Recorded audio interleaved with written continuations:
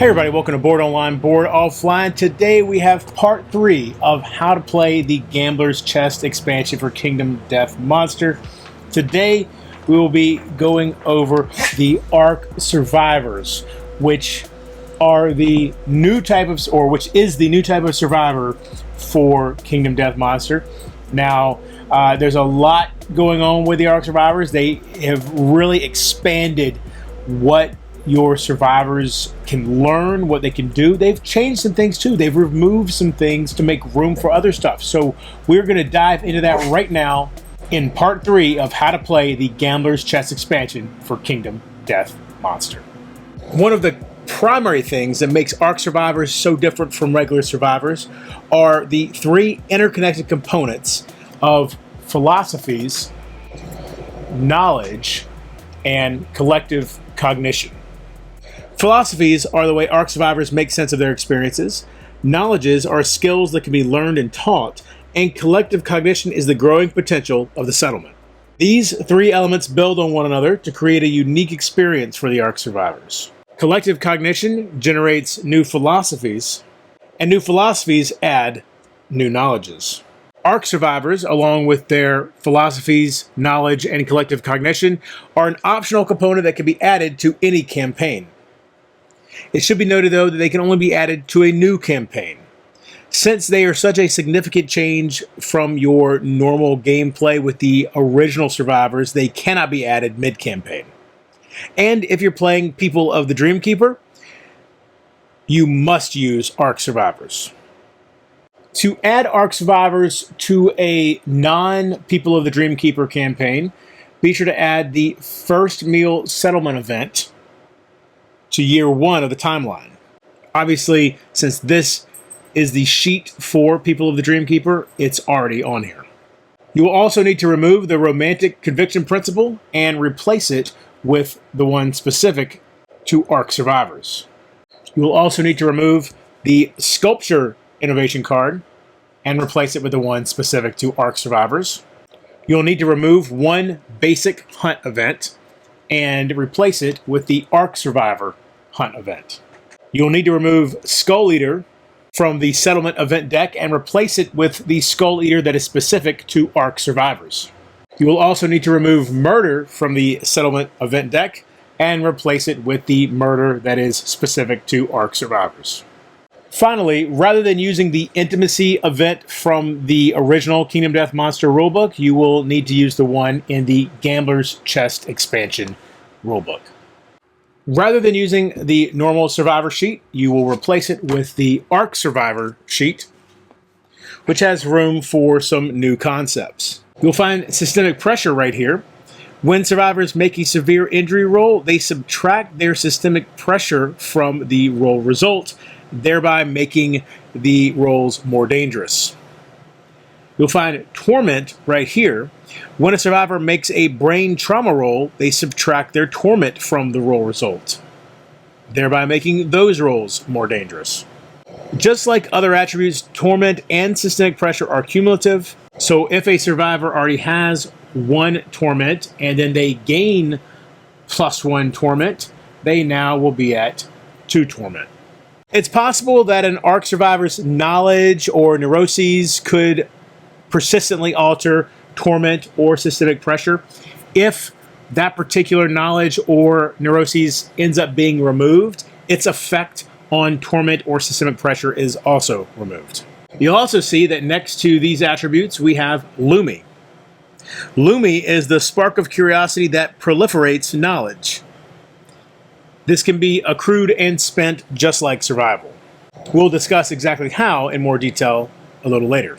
Ark Survivors also age differently. You'll see that their Hunt XP does not have multiple dark boxes as the original one does.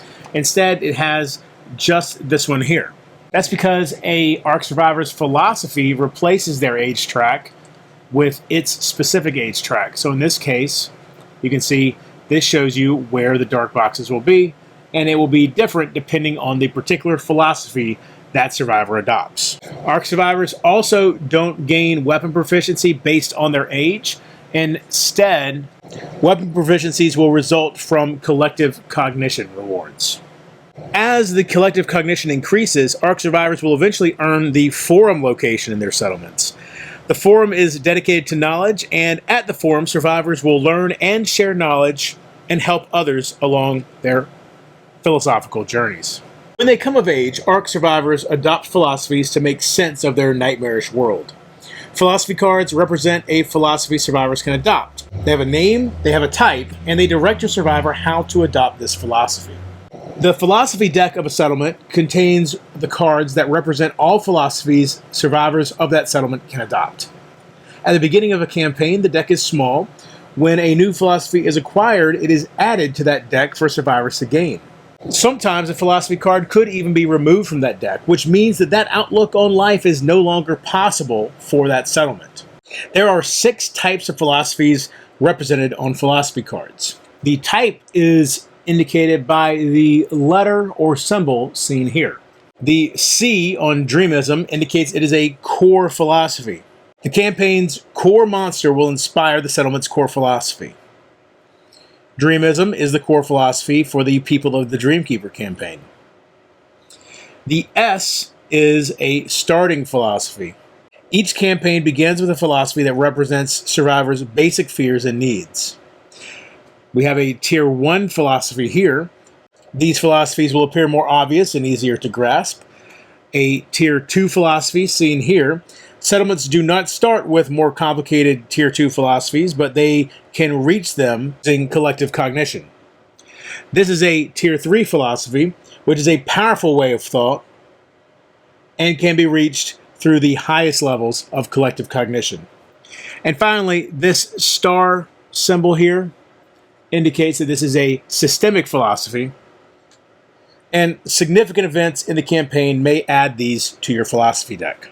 In the first Lantern year of an ARC Survivor campaign, the philosophy deck is created during the first meal story. Now, of course, that story will have specifics on exactly what to do, but basically you'll have 1 core philosophy in the deck, 1 starting philosophy, and then 2 random Tier 1 philosophies. So here we have 4 Tier 1 philosophies, and we'd randomly add Deadism and Impermanism. Now we have a 4-card philosophy deck. During the develop step of the settlement phase, ARC survivors who have reached their first Hunt XP milestone, which is right here at 2 Hunt XP, will adopt a philosophy from the philosophy deck. It's possible, of course, that some ARC survivors will reach this milestone in the aftermath of a showdown. In fact, that's the most common place that they'll reach it. However, they still adopt philosophies only during quiet moments in the settlement during the development step. So in this case, a survivor would adopt Impermanism. When an ARC survivor adopts a philosophy, they also get the corresponding philosophy book and open it to the starting page. The evolution of a philosophy is represented by these philosophy books. In each philosophy book, you'll find the starting page that describes the basic consequences of the outlook. So you can see the neuroses is unrestrained, and that's defined here. There's also a tenet called Shatterstar in this case. Each philosophy has its own Hunt XP track, as we've seen here, with its own milestones. Record these milestone moments on the Hunt XP track on your survivor's sheet. So in this case, number 4 here needs to be bolded. This one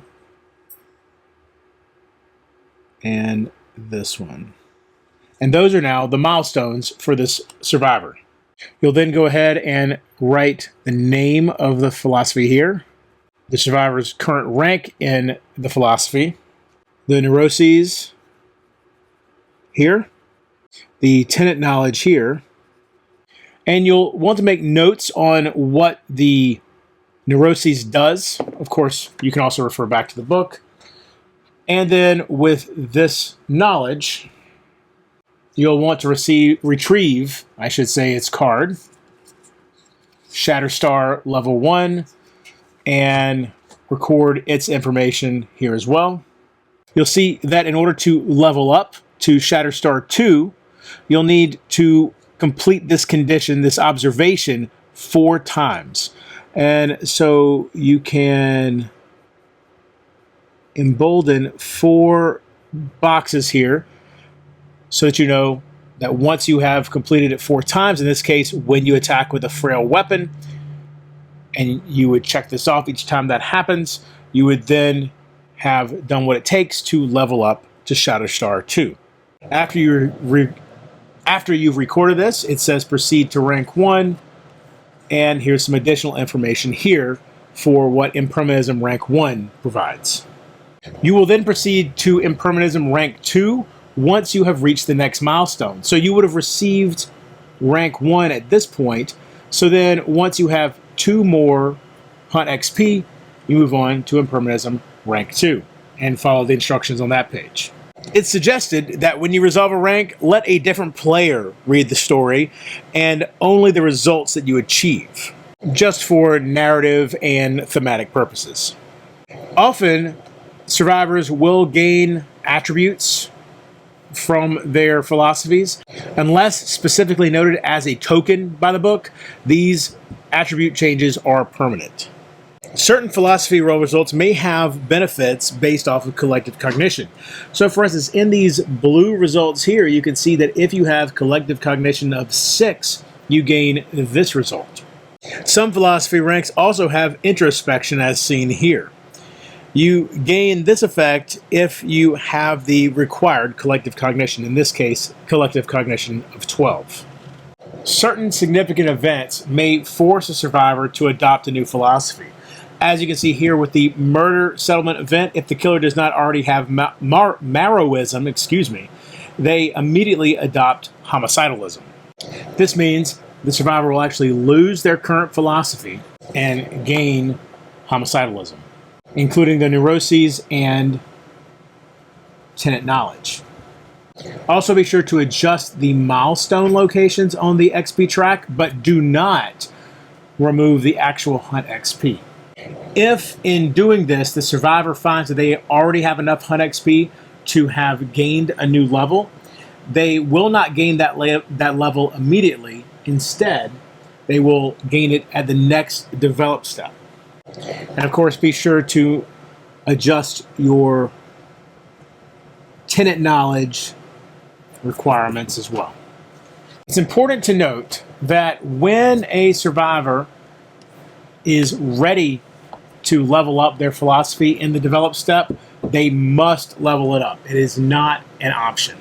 However, it's important to note that even if a survivor has enough to level up twice, so let's say they were at level 1 for Impermanism, and they had somehow gained enough Hunt XP to level up twice to level 3, in the next Lantern Year, they would go to level 2, and they would have to wait there, and wait until the next Lantern Year to be able to go up to level 3. A survivor may only level up their philosophy once per Lantern Year. It should also be noted that a survivor can only gain the benefits of a rank of philosophy once per lifetime. So now let's look at knowledges in a little more detail. Mentioned, learn knowledges from their philosophies and at the forum settlement location once they have it. Rules for each knowledge are found on its corresponding knowledge card, similar to fighting arts. However, unlike fighting arts, knowledges can be leveled up with careful observation. On a knowledge card, you'll find the knowledge card name and level. Up here, you'll find the Lumi cost of a knowledge card. This is the cost it will take to learn a knowledge at the forum. Any keywords associated with the knowledge are found here. The knowledge card's rules are down here. The observation conditions are found here. The number of observations required are found here. And what happens for a level up is found here. When a knowledge is advanced, the knowledge is completely replaced. So Tenacity 1 would be erased from your survivor sheet and replaced with Tenacity 2. When a survivor gains a knowledge, they record its name and rank if it has one. Jot down the rules for the knowledge here, the observation conditions here. Notate, 1, 2, 3, 4, 5, 6. So it'll take 6 observations to advance this knowledge. It should be noted that a survivor has 3 knowledge slots, 2 for regular knowledge, and 1 for their tenet knowledge. There are some knowledges that will not give the survivor any real benefit at their initial level and require further observation before they become useful. There are some knowledges that may provide positive or negative attribute modifiers to the survivor. These are permanent as long as they have that knowledge, but if that knowledge is lost or replaced, the attribute adjustment is also lost. During the prologue, you will build your initial knowledge deck of 4 knowledge cards with the starting keyword, which is Fear 1, Darkness 1, Hunger 1, and Despair 1. You can see the starting keyword is right there for each of them. These 4 cards are your starting knowledge deck. And if a survivor gains a random knowledge, they will draw 1 card from this deck and gain that knowledge. Knowledge is different from fighting arts in many ways, one of which, and perhaps one of the most important ways, is that when a survivor makes strides and learns a more advanced version of a knowledge, this benefits the entire settlement. Anytime a new knowledge is gained, you'll check the knowledge section of your settlement sheet to see if it is already known. If it's not, add that knowledge to the settlement sheet, and then add its card to the knowledge deck. You will, of course, also add it to the appropriate place on the survivor sheet. Let's say that instead a survivor gains an existing knowledge. Maybe they gain Despair. Well, since we see here that this settlement already knows Despair 3, the survivor, instead of gaining Despair 1 right here, they would actually go ahead and gain Despair 3 because knowledge is shared amongst the settlement. This also means that when a knowledge levels up, you remove that version of the knowledge from the knowledge deck and will have already replaced it with the upgraded version. It should be noted that if a survivor gains a knowledge and they already have 3 knowledges on their survivor sheet, they can choose to remove one of these knowledges, not their tenet knowledge. They can choose to remove one of these knowledges and replace it with the new one.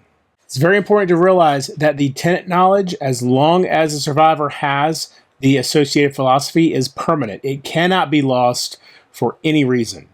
However, if a different survivor has learned this tenet knowledge simply through gaining it through the knowledge deck, the forum, that sort of thing, it won't be in their tenet knowledge area. It'll be down here. And so, of course, those survivors can lose it. In rare cases, it's possible for a survivor to gain a philosophy that makes their tenet knowledge a knowledge that they already have down here. In that case, you simply move all of the information for that knowledge up into the tenet knowledge area. If an ARC survivor gains a severe injury that causes them to lose access to their fighting arts, such as ruptured muscle, then they also lose access to their knowledges. You can see there's a reminder here. If you cannot use fighting arts, you cannot use knowledge. Now, it is still possible to learn fighting arts as an ARC survivor, but this is very rare. To learn a fighting art, the ARC survivor must resolve the Vaultless story event. By resolving this, they may end up learning the fighting art. It's also entirely possible that they won't and something terrible will happen. It's also important to note that a ARC survivor can have up to 1 fighting art and 1 secret fighting art. In order to level up your knowledges, it's very important to keep in mind your observations. And remember, you'll have written down your observation here. But in the case of Tenacity 2, the observation is when you spend a survival token, gain +1 bucks. And so as that is met, you will fill these out immediately when it's met. And once you have reached the full amount required, the knowledge will level up. This occurs immediately. It is not like Philosophies where you have to wait until the develop step of the settlement phase. The moment you have filled in all the boxes for your observation for that knowledge, you will level it up, in this case, to tenacity level 3. Gain that one. This will, of course, replace tenacity level 2 in the knowledge deck. You will mark this down as level 3 now. That is not a 3. Let's erase that and start over. There's a 3. You'll erase this. And if this was another one that could be leveled up, then you would, of course, add the appropriate boxes here. But level 3 for tenacity is the maximum, and you would just jot down its new ability. If you fail to recognize a moment of observation, you do not get to mark it down later. The rules very clearly state that the observation must be recorded at the time it occurs. You cannot go back and retcon your observations. The one exception for this is there are certain observations that are known as dangerous observations, and that will be clear when you see one. If you missed a dangerous observation, go ahead and record it when you realize you missed it. As you gain collective cognition, you will eventually unlock the forum. Survivors now will gather here to share knowledge. During the setup of the settlement phase, shuffle the knowledge deck and draw 3 for the forum. These are the knowledges the survivors are sharing with each other this year. During the develop step, a survivor can select a knowledge card, pay its Illumi cost, so 0 for Hunger 1, 0 for Fear 1, and 4 for Tenacity 3. And once they've paid that cost, they gain that knowledge. Once a knowledge is gained in this way, remove it from the forum and place it back in the knowledge deck.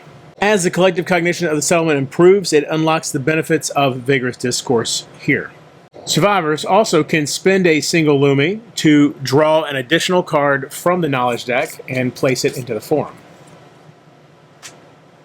Note that with these, so when you're at 7 collective cognition, it also has a Illumi cost. 2 Illumi for mentorship, 2 Illumi for philosophy lecture, 4 for group philosophy focus, and 4 for ancient wisdom.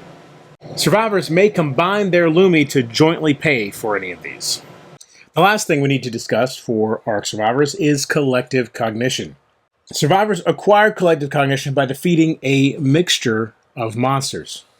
Quarry monsters stalking the darkness offer a powerful incentive for hungry ARC survivors, and older monsters provide even more benefit. If the survivors defeat a monster, the victorious survivors will return to the settlement and gain the associated collective cognition during the aftermath of the showdown. So, for instance, if they defeat the Crimson Crocodile during the prologue, they gain 1 collective cognition. This means their total collective cognition now is 1.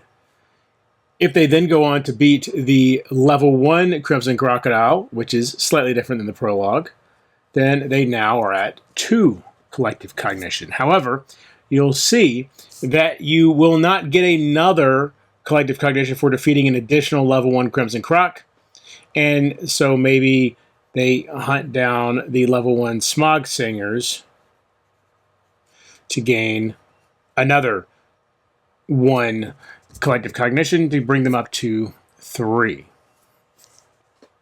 You'll also notice that the Nemesis monsters are worth even more at level 1. So 3 collective cognition. That's also the same, though, at level 2 and level 3. It's very important to keep in mind, though, for a level 1 monster, you can only defeat it 1 time to gain collective cognition. Level 2 Quarry, though, you can gain it twice in order to gain the collective cognition twice. With level 3 monsters, you can defeat them 3 times. Level 3 or higher, I should say. You can beat them 3 times to gain 3 collective cognition each time.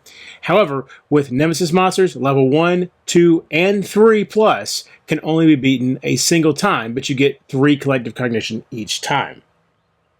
And while they're not listed specifically on this list, if you end up fighting a legendary monster, you will get 3 collective cognition for defeating it. So what rewards do you get for this collective cognition? Well, for the people of the Dreamkeeper campaign, you have this list detailing what's in the deck. So at your first collective cognition, you'll gain Facets of Power. With Number 2, with 2 total collective cognition, you gain pleasing plate. But then you'll see there's a gap, and you don't get another one until level 5, which is comprehensive construction, and this is where you can build the forum that we were talking about earlier. Now, something I want to point out.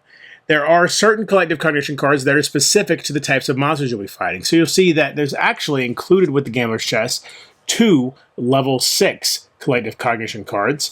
That's because there's one for the Crimson Crocodile and one for the White Lion. So when you're building your collective cognition deck, particularly if you're doing a custom campaign, you'll want to make sure you have only the correct one in here, because it wouldn't make sense to have this one when you are fighting the White Lion or vice versa. You'll have similar choices at collective cognition 16, 26, and 36. You can see Smog Singer, Phoenix, and King. No matter what, though, there can never be more than one card with the same collective cognition number in the deck. If you are playing a custom campaign with the Ark Survivors, then you can use this area here to specify what each level of collective cognition reward will be for your campaign. As far as when the settlement actually gains the benefit of the collective cognition reward, that occurs during the check milestones step of the settlement phase. At that point, the settlement will gain any cards with numbers less than or equal to the settlement's collective cognition. Level 8 is an important one, as this gains the Butchery Innovation. The Butchery Innovation is what will allow Ark Survivors to gain weapon proficiencies. At collective cognition 46, Culinary Ingenuity, the survivors will now gain the Supreme Cuisine Innovation. When they have Supreme Cuisine and they have earned at least 10 collective cognition from one type of quarry, they can attempt to craft that monster's meal. Once that meal has been crafted, it can be used by the settlement each lantern year.